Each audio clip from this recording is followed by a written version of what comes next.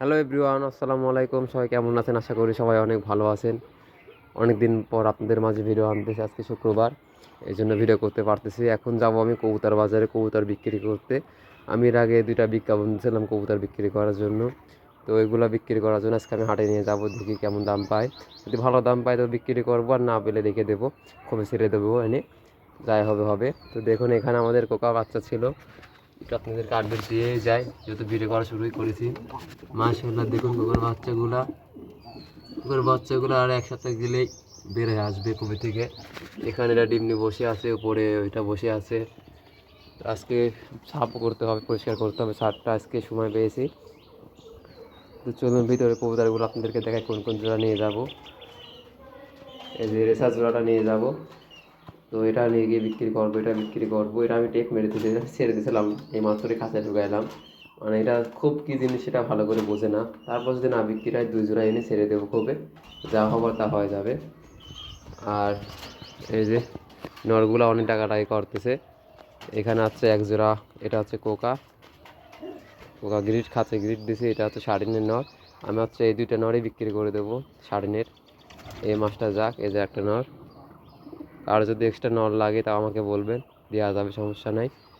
আর এই যে কোকা, আর এই 2টা মাদের সাথে 2টা নরের জোড়া দিয়ে দেবো আমি, ঈদের মধ্যে দিয়ে দেবো। এই ডিমগুলো ফুটে গেলে আমি হচ্ছে এই জোড়া কর্জ ভেঙে দেবো।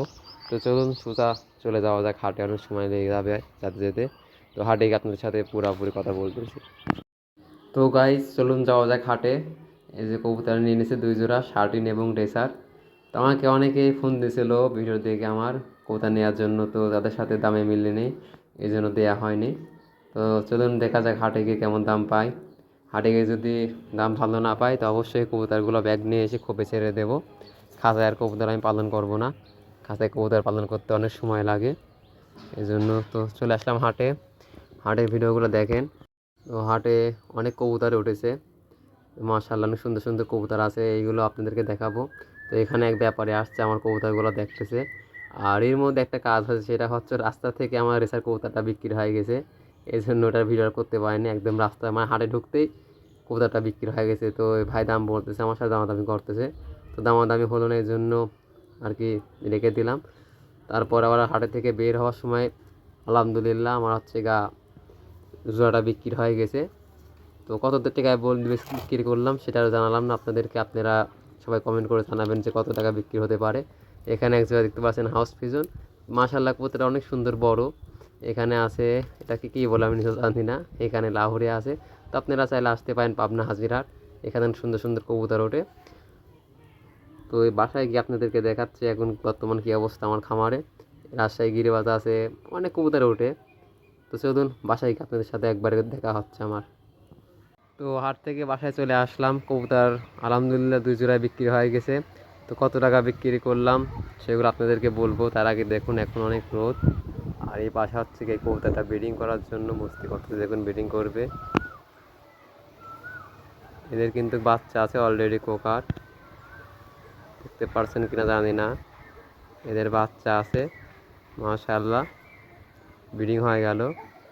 তো কোন কোন জোড়া বিক্রি করলাম এগুলো আপনাদেরকে বলতেছি, তার আগে এটা দেখুন, নর দেখুন, বাচ্চা নর, ডাকটা শুনুন শুধু।